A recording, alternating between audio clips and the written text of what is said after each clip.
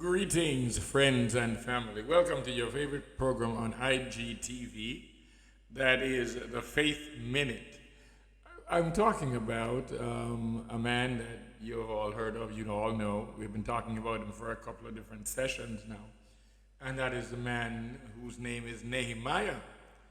In Nehemiah chapter 4, there's a situation that affects Nehemiah. You know, Nehemiah has heard about the issues with Jerusalem and the wall, and the city is all broken down, and there are so many challenges going on in Jerusalem. And so Nehemiah decides to go to the king after the king sees his face, sees his long face. King says, "What's going on?" He shares with the king.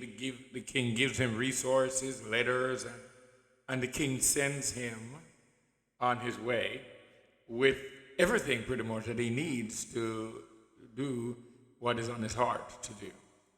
And so he gets to Jerusalem. He begins to, do a little bit of reconnaissance, to look around, see what's going on. And there are two men there, along with the Arabs and the Ammonites. The two men are Sanballat and Tobiah. Sanballat and Tobiah really are like, types of the satanic kingdom coming against you when you're trying to do something that God has given you to do. And it says, but Sanballat, by the way, this is Nehemiah chapter 4, verse 7, and it is in the CEV, or the Contemporary English Version. But Sanballat, verse 7 says, Tobiah, the Arabs and the Ammonites, and the people from the city of Ashdod saw the walls going up. And so they're amazed. This man has come from afar. Nobody knows him. Nobody understands it really, because he hasn't shared much with even the Jews. I mean, he is doing what he's doing.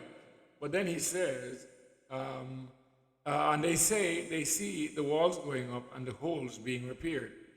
My God! So they're astounded. I wonder, they're probably thinking, where's he getting the money from? He must be a thief. He must be a cocaine dealer. He must be in witchcraft. He must be, the speculation that human beings have over people that they don't understand. And when they are not lined up with the heart of God, like the man that is called to do the work of God.